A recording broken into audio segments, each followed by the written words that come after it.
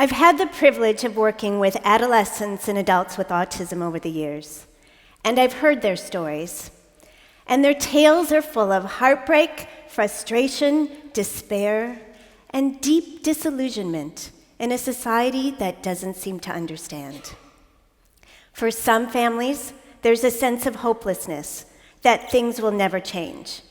And I've not only listened to these stories, but I've lived them as well, as I have a sister with Asperger Syndrome and nephews on the autism spectrum. One adult with autism, he asked, "Why is the focus always on children? What about us, adults, languishing on the fringe of society?" And we know that early intervention for children is critical. But what about the adult who missed this opportunity for early diagnosis? So he's been bouncing from job to job or disappointed in yet another broken relationship. Or the adolescent who struggled to complete secondary school, but only to spend her days as a young adult alone in her room because she doesn't even know where to begin. The transition to adulthood is difficult. And life for adults on the autism spectrum can be confusing, especially if they've spent most of their lives undiagnosed or misdiagnosed, as often happens. One study in the UK reported that there may be almost 250,000 adults with autism who are undiagnosed. And often after they receive their diagnosis, they share that they've always felt disconnected from society, or that they didn't have a purpose. To contribute and to have a purpose, isn't that what we all desire? Now, one reason adults go undiagnosed is that autism changes over time across the developmental trajectory. So let's say we have a 3-year-old boy who's delayed in speech and language. He has auditory hypersensitivity. He doesn't engage in social play and will not look you in the eye. But now he's an adult. He doesn't appear to have auditory hypersensitivity. He engages in social interaction and uses appropriate eye gaze. But his autism looks different now. This young man has a difficult time judging the character of others or reading their intentions. But he may have other difficulties as well, such as completing cognitive tasks that require the integration of information. Because autism is a complex cognitive and neurobiological disorder. So it's more than just having issues in social skills. Individuals with autism process information differently. Their brains differ in neurological functioning to those without autism. So they may have areas of enhanced cognitive strengths coupled with areas of weaknesses. And autism occurs along a continuum, ranging from those individuals who are nonverbal, who are unable to use gestures to convey their wants and needs, all the way to the extreme end of the spectrum where they may be gifted and talented in an area. One of the most famous adults on the autism spectrum is Temple Grandin. Temple is the subject of a documentary, The Woman Who Thinks Like a Cow. She has a unique ability to think in pictures, but she also possesses ability to pay attention to the smallest of details. And it was this ability that allowed her to see the world from the perspective of a cow. She could see what they could see. She could understand what frightened them. And she went on to redesign and revolutionize the cattle handling industry in the United States. Now, Temple is a success story, but not because she achieved success according to society's view of success, but rather because she drew on her cognitive strengths, her unique brain functioning, her autism. She found her purpose and she made a significant contribution. And the world needed Temple, but there are many more individuals out there that the world needs. And this is our responsibility as a society. Now, we often hear that the brains of individuals with autism are wired differently. So what does this mean? In 2004, Marcel Just published groundbreaking findings to show that there was a problem in brain connectivity in individuals with autism. So here you can see on the pictures on your left that there's a significant difference in the patterns of brain activity between the adults with autism on the top to those without autism on the bottom on a task of sentence comprehension. But not only were there significant differences in the patterns of brain activation, but the frontal and posterior regions of the brain were not working together smoothly and efficiently. They were not synchronized. And this is represented in the figure on your right. The gray and the black lines represent the frontal and posterior regions of the brain.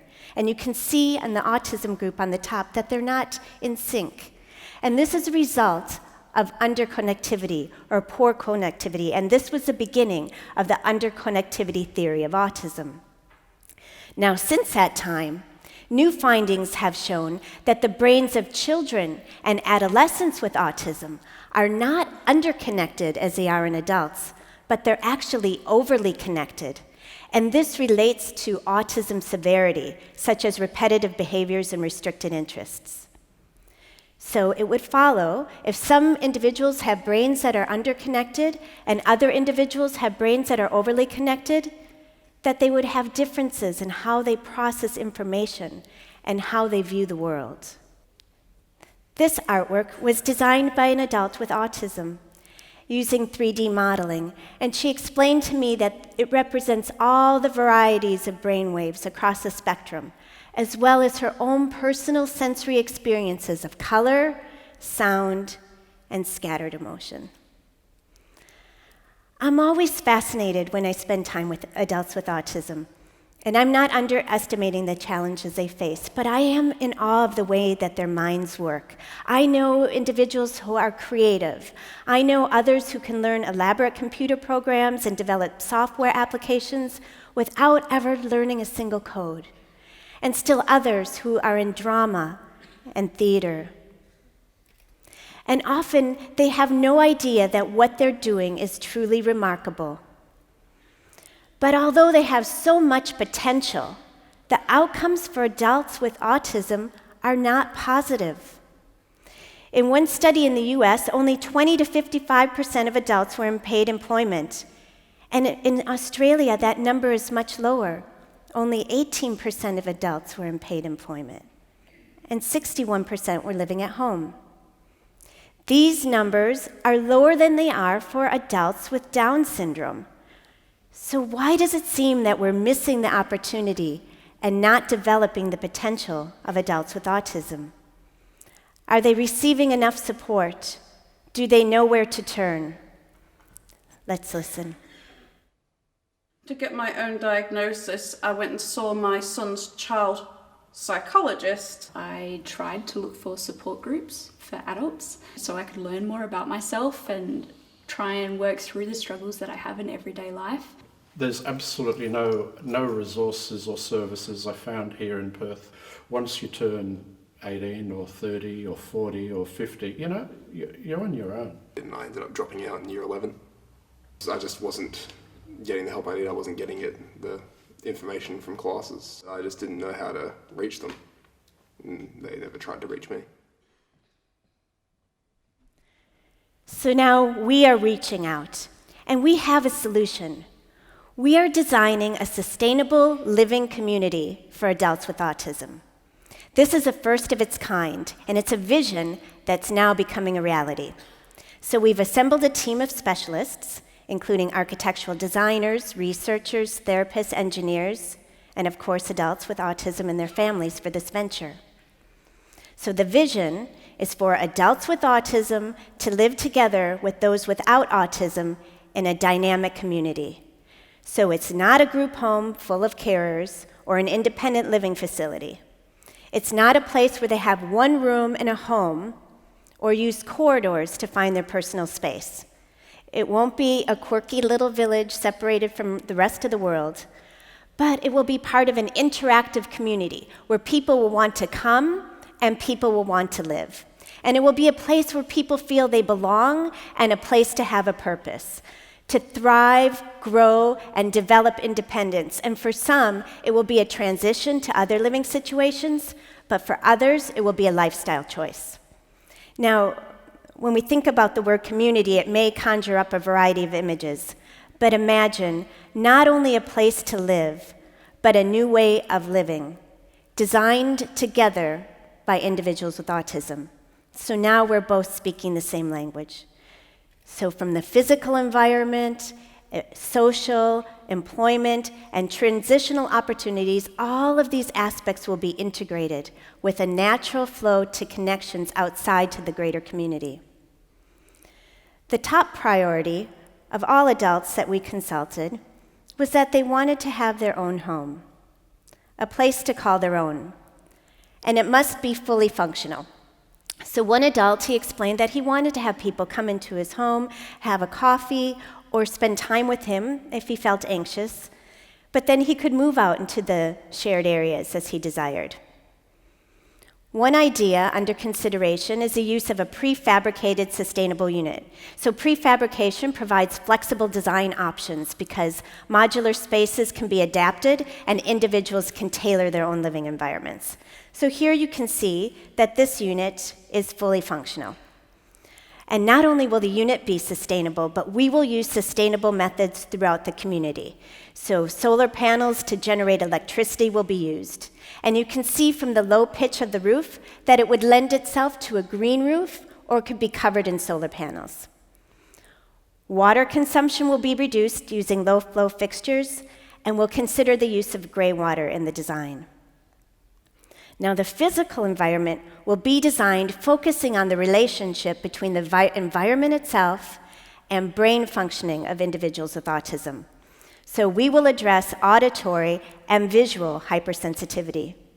So in our design, we'll use creative use of wall and floor coverings, artwork and acoustic panels, which can all absorb unwanted auditory stimuli.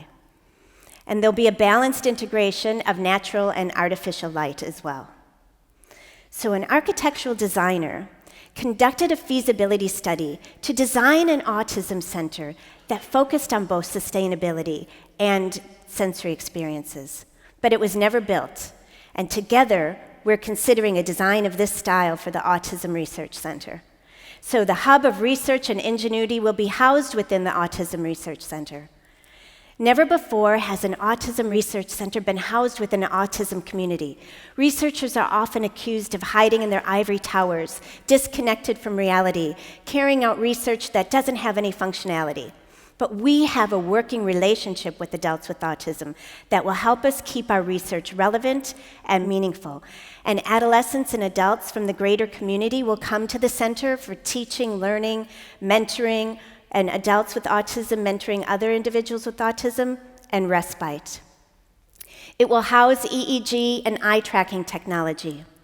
But perhaps one of the greatest and most important aspects of the center will be in creating new solutions for ways in which individuals with autism can contribute to society, and ways in which society can recognize the strengths of individuals with autism.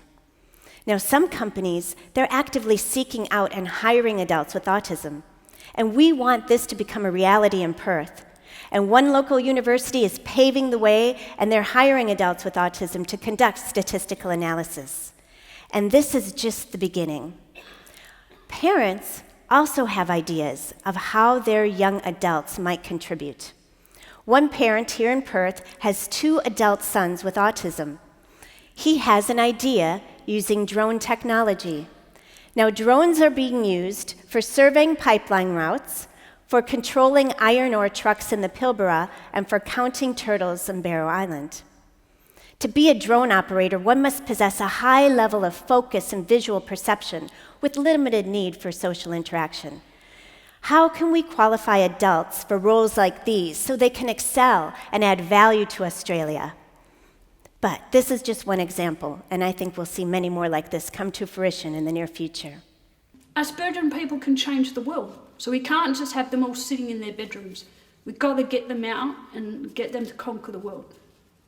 So together, let's celebrate the strengths and unique abilities of individuals with autism.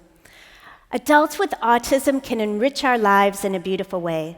They help us see the world through a different filter, one that adds depth and complexity and provides us with a multidimensional perspective. Let's work together to generate life-changing solutions that allow individuals with autism the freedom to be themselves, but then release their potential so they can contribute to society in a way that works for them.